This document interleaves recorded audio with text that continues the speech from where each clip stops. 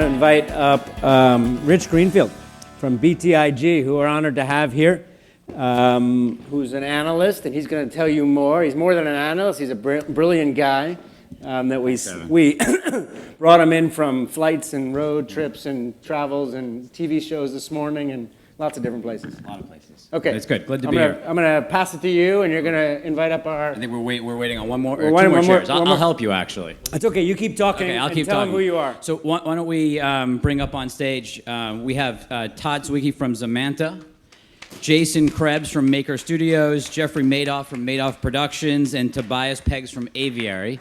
Why don't we all grab seats? All right. Thanks, Evan. Thank you very much. The topic of the panel is all about branded content. I think there is a lot of misperceptions in the marketplace about what branded content should be or what it is today. Jeffrey, why don't you start, since you've had a long history in creating content for brands. What's the best way to define the word branded content? Are you saying I have a long history because I'm balding and have gray hair? No, but I think you've done some great work in the category. That's a good start. Well, I wrote something down just from being here today and what I learned, which plays into branded content. And it's about to optimize and monetize immersive, scalable, contextual brand content through unique algorithmic storytelling. I have no idea what the fuck that means. It's very buzzword compliant, though, which Thank is you. Well done. Now Congratulations. do you know what that means? So branded content is content that relates to brands. And it's a very wide field. I don't have a specific definition other than that. But when you look at brands that are, say, I want to do that too, what are they trying to accomplish? I mean, I think we live in a world of 30-second TV. They're just trying to be Red Bull, honestly. You think so? Yes. I mean, so Felix Baumgartner jumps out of a spaceship and they walk into a meeting with, any of us or what have you, and they go, "Can I be Felix? Sure. And can I be Red Bull?" And the answer we all give is, "Are you fucking insane?" No. We've got a world of $65 billion of TV advertising, and most of it's lumped into 30-second spots, lots of cars driving around mountains, most of it in advertising that no one in this room probably even sees or notices. They all know that they want to do that. Everyone remembers Red Bull. I mean, there's 8 million people that watched that live, umpteens more that I'm sure watched it after the fact. They created an iconic moment. What's wrong with wanting to be Red Bull? There's nothing wrong. It's just, it took Red Bull 10 plus years to become Red Bull. I mean, I think that's, the idea of brands as publishers is that I think the challenge brands have, they generally think in terms of 3-month campaigns and hitting their quarterly numbers, and they don't go, oh, I need to make a 10-year investment in this to get to the point of Red Bull. Red Bull, a privately owned company, family owned, they can make longer bets, and they have. It's not that other companies aren't starting to realize this, and it's not that companies haven't been investing in branded content since the rise of search. It's just that to be that big and to become a brand like that and be perceived as a publishing brand is a long and expensive road. But if I can interject, if I go like that, do you guys know what brand that is? Right, okay. That took a long time and a lot of money to embed that. That's very, very powerful. Ralph Lauren is a brand. Victoria's Secret is a brand. Branding has so much to do with the association you have with that product. Red Bull does have an association, but any good brand, whether it's Apple, Nike, Ralph Lauren, Victoria's Secret, and so on, that branded content engenders a response in you, and there's a linkage to that, to the consumer. And I think that's what the essence of branded content is, creating that bridge between what you're putting out there as your message as a brand and the consumer. Yeah, I think brands are trying to tell their story, right, in essence. And in order for a story to be told effectively, it needs to be consumed by someone at the other end. And, to your point, brands can tell stories with 30-second TV advertising, et cetera, today, but no one in this room is going to consume that. So, if you tell a story and no one's listening, are you really telling the story? Brands have to figure out another way to tell their story in different mediums in authentic, quote unquote, native ways. And I think this is, to get to the specifics when we talk about branded content today, it's really about being able to tell your story in an authentic, native way where the consumer is not going to respond very well to just being broadcasted at or interrupted, and they are expecting a brand to engage with them in conversation in a much more kind of harmonious way to the underlying experience that they're having right now. Why don't we give the audience a really good idea of some of the best work that each of you have done in the branded content category, and we'll just go quickly. If you each could just tell a quick story that you think really exemplifies a piece of great work that you've done to turn a brand into content or help them create branded content. I mean, I'm reluctant to talk about great work I've done.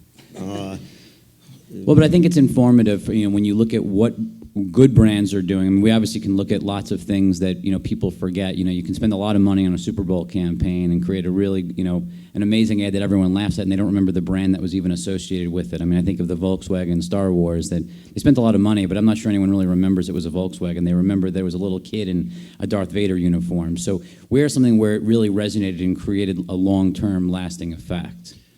I mean, I work, two of my main clients are Victoria's Secret and Ralph Lauren. And to your point about the 3 months turnaround with the ad agencies, the point is that creating a brand is a marathon experience. It's not 3 months, it's not 6 months, it's not a year.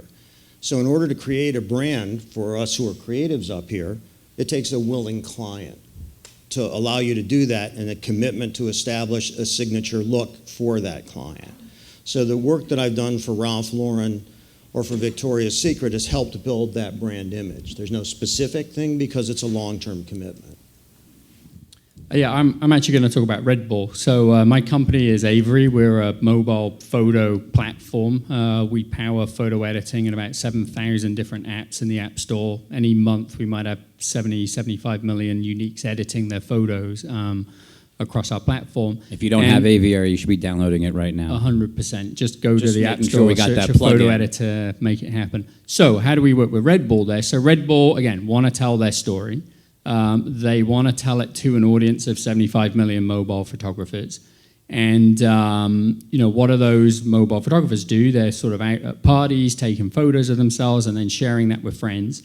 And what we did with Red Bull was figure out a way to get them right in the middle of that party experience by creating a set of photo filters, stickers, frames that users could install right in the middle of a creative process, add that to their photo. Photo looks great, brought to you by Red Bull. Thank you very much, Red Bull. We're positioning Red Bull as the hero in that process. And then those users are subsequently sharing those images to all their friends on social media. So in the course of a campaign that we might run with Red Bull there over, say, a week, we might generate sort of 10, 15 million photos remixed with this branded content that are being shared across social media, generating hundreds of millions of impressions. And that's the way that we work with a brand like Red Bull to help them tell their story in a creative and native way.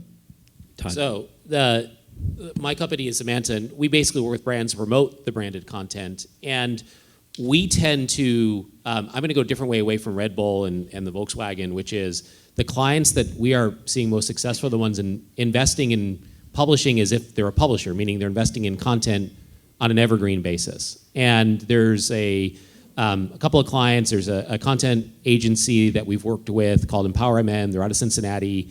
And one of my favorite clients is Shaw Floors. They are a hardwood flooring manufacturer, and they make some of the best how to install, purchase hardwood floors content I've ever seen. And in terms of, and we're helping them promote that content into DIY sites and things like that. Perfectly native and exactly what you'd expect, and very utilitarian content.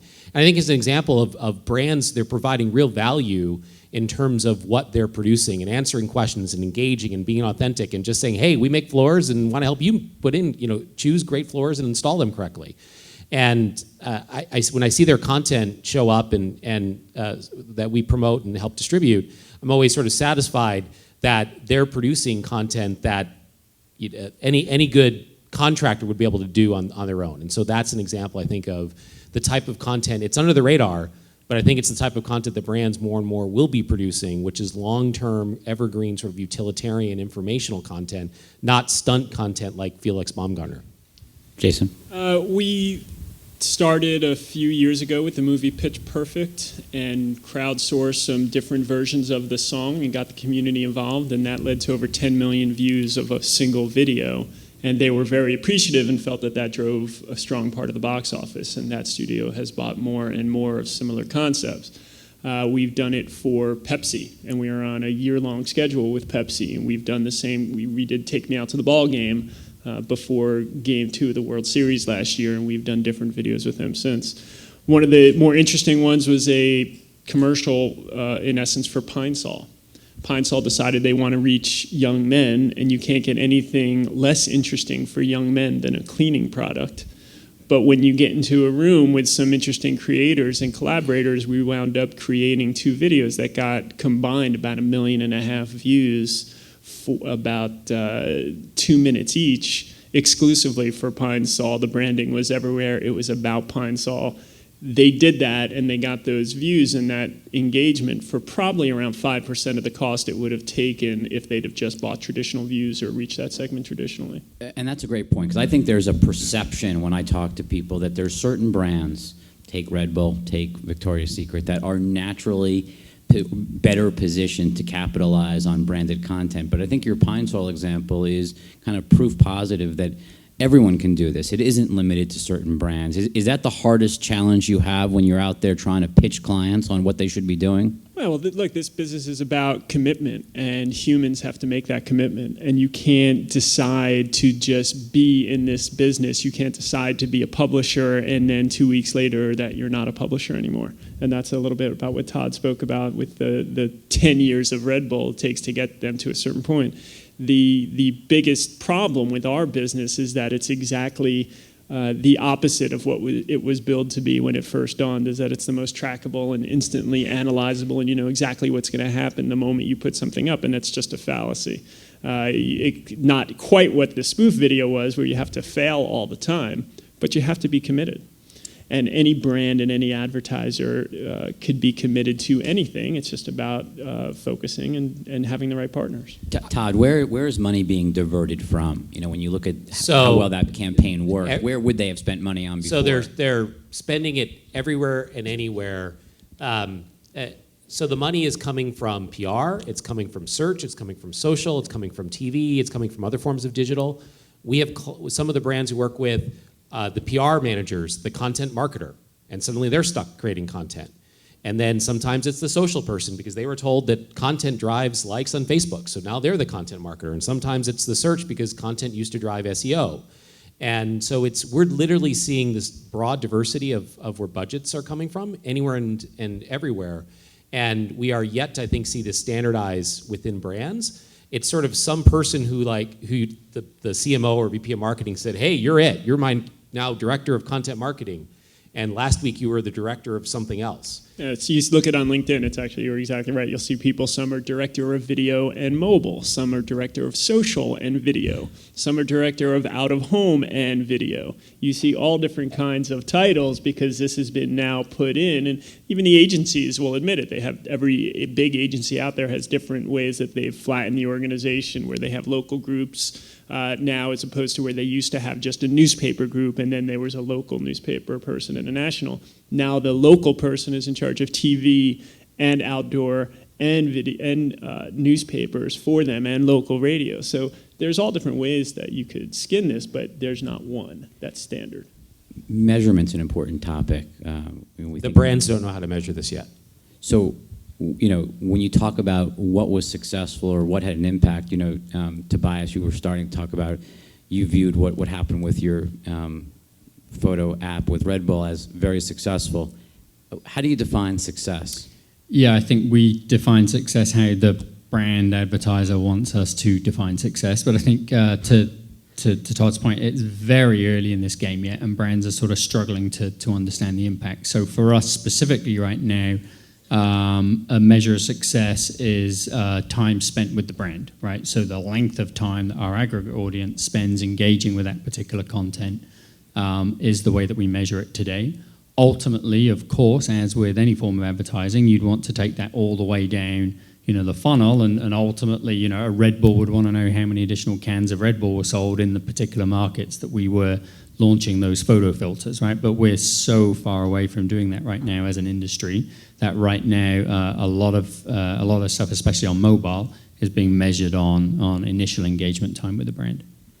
Jason, I think your company has been kind of a leader in trying to provide some metrics around what works and what doesn't work. What do you find is most important when you're talking to brands? Yeah, it's I think it's very measurable as long as, like I said earlier, the client has to be committed. As long as the person who's doing this spend is understanding what they're trying to achieve, and you could turn on and off other different forms of media that you have, you'll know very quickly if it's working or not, even down to the purchase level, right? You could very easily do a campaign and just do it in a test market, and you turn other things off and in that area, and you see if the lift occurs, if more sales happened, if you get more phone calls, if there's more traffic to a website. What we rebel against, or we, as the digital veterans scoff at, is the infamous last click attribution. That's the part that is the least signal oriented, and it's the most easily looked at, but it's the most misleading. So those are the pieces where we say, if you're ready to measure something, you just have to be committed to measure it. And we implore and beg our advertisers to do it, because we don't know if we don't know what the success points are, how do you know what you're going to create? To that point about imploring, we get asked more often than not at the end of the pitch, they go, so how should we measure this? And we go, aren't you supposed to tell us?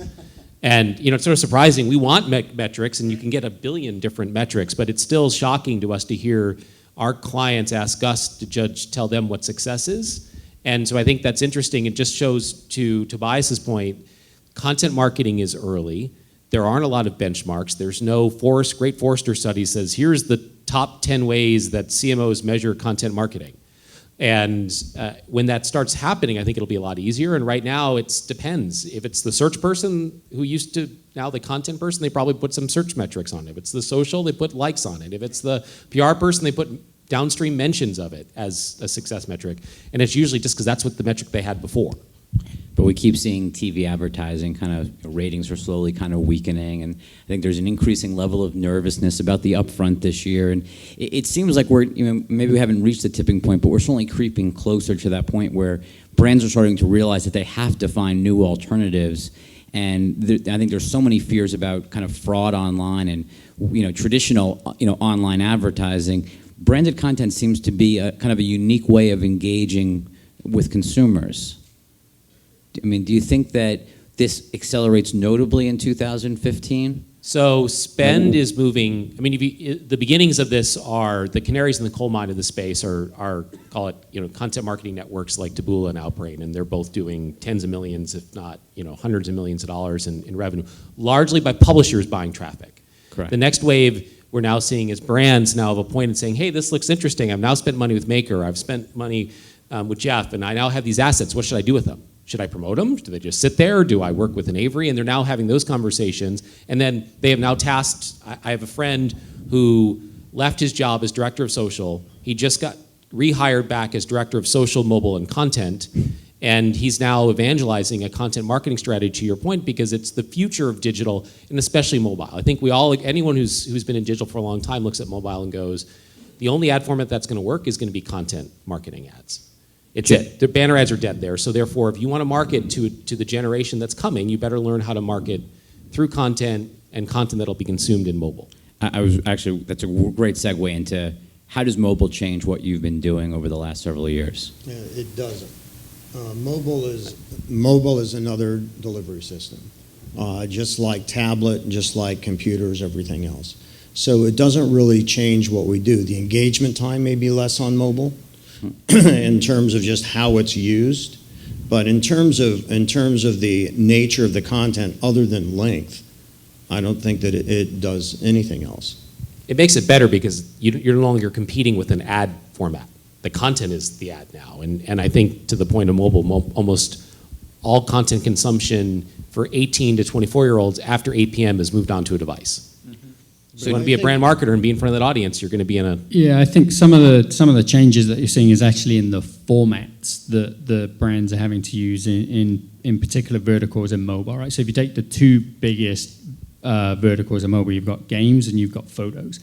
And as a brand, if you want to be telling your story in those two verticals, you have to really think about it in different ways that, again, are harmonious with the underlying experience, right? So we're seeing in gaming, for example, companies like Keep, companies like MediaBricks, really figuring out how to help a brand tell its story at an optimum moment, as they call it, in the middle of a game, right? So, for example, you're playing a game, you're just about to die, you can save your life if you watch this video brought to you by Gap. And, Gap at that point is positioned as the hero in that game. The user feels good about that. They thank Gap for that, and they've spent some time engaging with that Gap brand. So again, it's particular formats that work natively for particular verticals that we're seeing a lot of movement in right now. Remember, there was about 15 minutes there, metaphorically speaking, where people were really consumed with, were you calling your phone a mobile device? Or was the tablet a mobile device? And then everyone had to rush back and say, no, wait, this is being used in the home too. It doesn't matter. So you don't hear that anymore, right? You just talk about screens, right? People just talk about screens now. They don't care if you're outside or inside. It's just, how do we get on that screen? So it's beware of the rush to judgment on what these things are or how you're going to use them. But anyone who's not prepared for mobile now, and as Todd is right, banners are not really the story at all. To expand, for us, it's not just about content, content marketing, but it's a video world. These screens are downloading and watching video in dramatic proportions. I think that the most precious commodity is our attention. And how do you get people's attention? Whether it's on television, whether it's through mobile, whether it's on tablets, and that's really what it's about, is capturing the attention wherever you can. And the reason that all these different devices, now mobile is the new frontier, so to speak, it's because our attention has become so fragmented over so many different kinds of devices. It's where are people looking? So younger people are looking at their mobile phones more. Television is still the single largest aggregator at any one time for anything. In terms of commercial content. And commercials, to me, is the same thing as branded content. It's all ultimately about trying to sell you more of whatever it is. But I think that these different platforms and different screens are because there are so many different ways people are ingesting content that you just have to be present as a brand in order to get the people's attention and hopefully build a sale on them. But when I look at what videos work on YouTube, if you look at the leaderboards that they show which ads that people are sharing and commenting on the most each month, none of them are 30-second spots. They're all these long-form video content. And so it's a very different form of advertising than most of the brands have historically, or the ad agencies have historically created. No, I think that's what's interesting about the digital ad agencies is the creative agencies were very neutered for a number of years. The media, Sir Martin won, right? If you go to the media agencies developed media plans and creative plans, and then at the last possible minute brought in the creative agency and said, oh, here's what you're going to produce content for. And what started with the rise of content, suddenly it's sort of the re-rise of the Don Drapers of the world and the storytellers, and I think so we're sort of looking for the next generation of these storytellers, and they're 22-year-olds at brands. And by the way, what's interesting is these, the comment from Malik earlier, which is their entire lives have been about creating content and telling stories through video and pictures and what have you. And as this generation starts taking jobs from us, they're going to be used to telling stories and telling stories in a very multimedia visual fashion. And so I think that starts to change. Is that we're just sort of laying the foundations and building the platforms that this next generation of people will build. And there's a sort of a dark era of out of the creative agencies as they were beaten down and de-staffed and underfunded for the last 20 years. We're gonna have to wait for the next generation of creatives to emerge. It's interesting as well to watch brands like, say, GoPro harness the fact that a lot of their consumers are of the generation that are natural storytellers and sharers, and how they have, very subtly and very cleverly, empowered those consumers to be sharing those GoPro stories. And if you think about GoPro right now, you don't think of it as a provider of technology, right? You think about it as a lifestyle brand where that story is being told by millions and millions of its very happy consumers. I think that's a fantastic example of where you can crowdsource branded content in essence and really get a lot of reach for your story. And it's much more authentic if it comes from consumers. Yeah, there's nothing more powerful than a recommendation from a friend, right? Nothing more powerful, and they tap into that perfectly. What I was going to say is if you look back at the origins of television, and there was Kraft Music Hall and Colgate Comedy Hour, and shows were brought to you by brands. Branded content is nothing new. It's become a new buzz term, but it's nothing new. That's what television has always been. The only screens in our lives used to be television screens. Now there's many different kinds of screens. But branded content remains the same, whether it's 30 seconds or whether it's a longer journey to something. There's nothing really different going on. Yeah, I would agree with that. 15 years ago, I was actually in print media running a fashion magazine in London called ID. And, if anyone knows anything about the publishing world, the September issue, which is when you get all the advertisers in to promote their winter clothes, is the biggest issue. And the whole idea for those advertisers was to create content that filled up the first half of the magazine that looked as good and felt as good as the content that we were writing in the rest of the magazine, right? And it was all about commissioning the same photographers that we would use for editorial, and essentially trying to get that first half of the magazine, the advertising bit, to be as compelling to the person who bought that magazine as the rest of the content. So I agree, nothing new. But we're just able to explore it in new formats now, given the proliferation of mobile and digital in general. What is new? Both the gentlemen are right. What is new is how it gets done now. So we Can you have. explain? Explain that. Yeah, so when we do a piece of content, we don't need to have the key time slot at 8 p.m. on a Thursday, or we don't need to have somebody on every night at 11:30 in a late night show.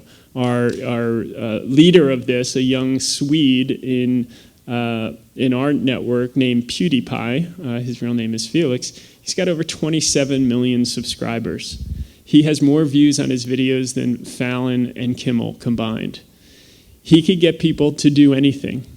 His fans will do what he says, when he says, where he says. They'll go buy any product, they'll go see any movie, they'll download any app, they'll pick up and buy any video game.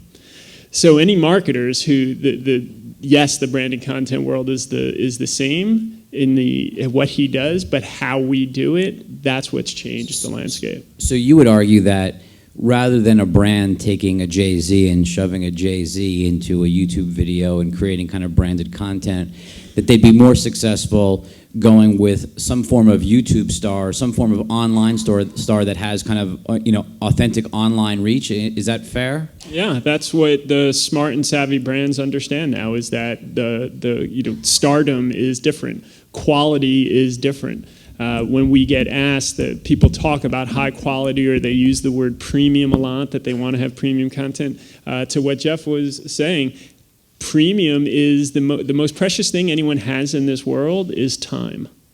There's only 24 hours in a day, and it doesn't matter if you spend $50,000 a minute of production time, or we have folks who hold their camera and do video selfies and get millions of views. So if you care about quality of something, then you should really flip that lens and say, well, what does the consumer think is of high quality, and where is he or she spending their time? And that is what changes the landscape, and what's completely different about this than the way it had always been done. But that's in pretty stark contrast to, I think, the type of content that you're creating. Well, if you're saying that I create high quality content, thank you.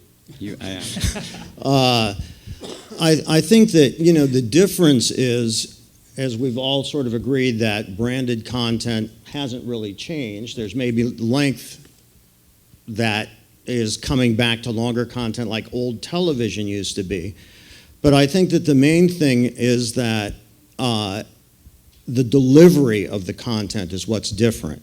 The fact that you can control the time frame when you want to watch something is different. Whether you're going to binge watch a series like Breaking Bad, or whether you're going to watch something you've either TiVo'd or watch it on your tablet, on Hulu or something else. You can control when you watch things and control access. The fact is, movie stars, music stars still get more views than anybody. Beyonce drops an album, and that is, or a CD or a download or whatever the hell it is now. But anyhow, that's literally hundreds of millions of views. I did a video with Justin Bieber. That video got 50 million views right away because of him. So stars do still, which is why they do product endorsements, which is why they're on the covers of magazines, even more than models now, even in fashion magazines. Stars still get attention. We're in a celebrity-driven culture. So there are the anomalies, those YouTube stars, or even a cat that plays guitar and has sex with a fish or something. But for the most part, it's things that you sort of know will work because they've worked in the past. And I don't think that there's that many YouTube stars that are, in danger of replacing these celebrities who have these huge mechanisms behind them, keeping them very present in the public eye. I think you'll probably want to talk about the YouTube stars in a minute. I can see you winding up for that one. I think certainly YouTuber, talk about brand building. YouTube right now are brand building, positioning all of the stars that they have. Can't go down to a subway station without seeing the YouTube ads. Right. But what I did want to say is, back to the power of a celebrity endorsement. What is very interesting now, in the world of social, mobile, real time, as new formats are coming out for brands to deliver, for celebrities to help deliver branded content. There's a ton of mistakes being made, and it's really, really funny. So, it's very give us some clear examples of big mistakes brands are making, or very specific example. So, there was a company that worked in the Twitter ecosystem a couple of years ago called Adly.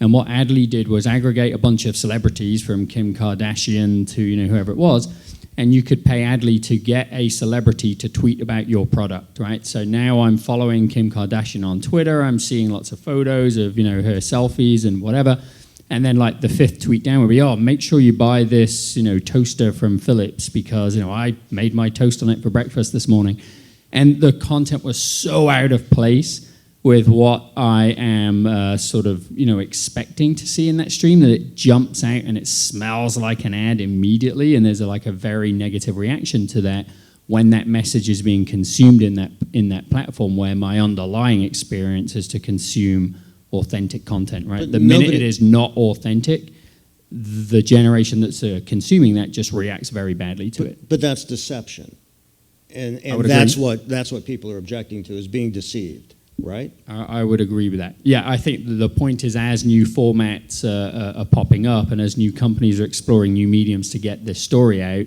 there are a lot of mistakes that are being made, some of which are quite comical. That was the point I was making. But do you want to talk about YouTube? Well, no, look, but that was a good piece. And our talent won't do things if an advertiser just comes and gives them a check, if they don't feel it is right for their audience. And that's what's allowed them to be as big as they are and have as much subscribed and as many views. That's why PewDiePie is bigger than Katy Perry. There's no one bigger than him. Beyonce, Jay-Z, he is bigger than those folks because he's authentic to his audience. And we go to him with ideas and he says no. If he thinks that his audience will rebel against what he's doing, he doesn't do it. And we get that from all of our talent, basically. We have that creed. And it's actually also easy for them to walk away because they get so much money from AdSense on YouTube. Bethany Moda single-handedly saved American Eagle. American Outfitters. It's okay, I asked my daughter, I have an 11-year-old, and I asked my daughter the other day, this was a few months ago, do you know who Bethany Moda is? And she goes, Dad, I'm a motivator. Yeah, they go nuts. But I think watch what happens at VidCon at the end of this month, and look at the coverage. It's like the Beatles and Jay-Z and Beyonce rolled into one. It's Comic-Con for YouTube stars. They go absolutely nuts. If you want to go, it's in Anaheim, and it's worth seeing if you're into the space. But I think the lesson out of the YouTube story and even Red Bull, which is, in a prior life, I used to work at Cheeseburger, Ike and his Cheeseburger Fail blog, which at one point had the 6th largest YouTube channel of all time, but long surpassed by a bunch of his stars. But the lesson, I think, with the YouTubers and brands like Red Bull is they produce an amazing amount of content consistently all the time. And I think in this modern era, commitment. It's what right? you- Well, it's you gotta commitment, do. and that's what you mean by that is that the thing that people used to ask is why was Iconez Cheeseburger so successful besides pictures of cute cats doing funny things? Is that no one piece of content could guarantee success. And we didn't know when we published 20 pieces of content a day which one would be successful, and these YouTubers don't know which one will be the one that carries the viral hit and gets into the algorithms and makes the homepage of YouTube and what have you, but they produce every single day. But the one thing about Red Bull that a lot of people don't understand is that every one of their regional marketing managers is responsible for getting content uploaded and produced into their content network. So Red Bull is producing dozens of pieces of content on their website every day. And a few of them make it up and become popular. And so I think this is a big lesson to brands as publishers is they need to start acting like YouTubers and making the commitment to produce content all the time. One of the biggest mistakes brands come when they come to us is they say, hey, Zemanta, hey, Todd, I want to promote this one piece of content. And we go, that's not the way it works anymore. And we work best when we have dozens, hundreds of pieces of content, and we can kind of go and say, all right, this piece of content belongs over here, and this piece of content belongs over here. And if you want that one piece of content, that's not likely going to work, or it's going to be insanely expensive, and goes buy a TV show instead. And so I think that's the mistake that a lot of brands is they need to act like his YouTubers and start acting like the digital web, which is you produce a lot of content all the time, and once you have a corpus of content, then you can actually do something with it. Don't even think of us. Act like the New York Times. Act like CNN. We ought to act like a TV station because that's really what brands like Red Bull are. And it's not about brands as publishers. It's not print. It's TV. And it's like a magazine, if you will, if you want to use the publishing metaphor, for television. But it's about regularly producing content to compel people to come back and engage with the brand. It doesn't always result in a sale, but there is a halo effect on the brand as you get loyal brand followers, and that's what you want. And then, like the YouTube stars, brand evangelists that tell you ought to go there and check that out. So brands ought to be looking at themselves as TV programmers, like Victoria's Secret is a network. Red Bull is a network, not publishers, but as a TV network where you have programming and you have a strategy to execute programming so that you've got giving people a reason to come back. Everybody wants an image or a video to go viral, but it's pretty hard to just make that happen. Would you all agree with that there's no magic formula, and that's why? It's impossible. Yes, agreed, it's impossible. I've heard the word viral more here in the past 2 hours than I've heard in the previous 6 months. That word, Brands the have word pretty much went given up viral. on Like we making had- things viral. Yeah. If they make great content, it by itself will have an audience and have legs and great, but you can't predict it. We say it's like, you know, this statement about luck, right? Viral happens when preparation meets opportunity. That's it. You cannot plan for it. So the key is just making lots and lots of content because something will ultimately strike a chord and go viral. Look, even, you know, the road is littered, and I'm not going to make fun of Cheeseburger because they've done great stuff, but that was You can make fun of founded it. as that kind of company. Who remembers Jib Jab? Well, I do because Evan's a friend of mine, but There you that's a go. little different. Great stuff. They did it once. They tried to do it again. Flamed out. Procter & Gamble. Who remembers Old Spice guy? Has there been another one? No. Dollar Shave Club. Fantastic, brilliant commercial for the Dollar Shave Club. He did it again for the male wipe product. Complete failure. You cannot, there's zero formula. There is no way to do it. And we don't sell that. And anyone who sells this, anyone who tells you that's the belt, I'll make a viral video for you, Snake oil. turn the other way. I will make a viral video for you. And you pay me enough, I will make you a viral video. And then I'll give you the reasons why it didn't work afterwards. You guys missed the He's ending. honest. You're clapping too much. You missed his payoff line. We have like 2 minutes left, and there's one topic that really interests me that I think has been a change that I'd love to get each of your views on, Vine. So really short-form video creation. Seems like there's a whole world of Vine stars developing, much like we had YouTube stars. Is that a platform that has longevity? What do you think of Vine? Well, now that Instagram has 15-second videos, and we've done a number of Instagram videos that have trended, it's all the new shiny thing. And I think that as long no matter what the length is, as long as content is engaging, people are going to watch it. But the gimmick of it being just 6 seconds, I don't think is going to sustain unless somebody is just incredibly clever about coming up with 6-second videos. Honestly, Vine to me is just a riff on animated GIFs.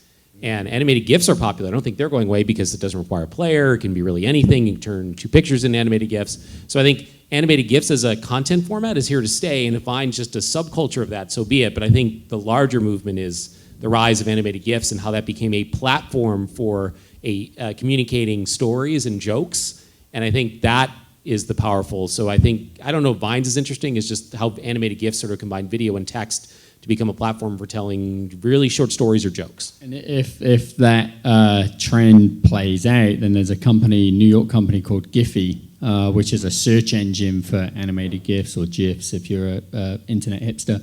And you can imagine like search advertising equivalent there is going to go absolutely crazy. That's definitely a company to look out for. BetaWorks, I think, right?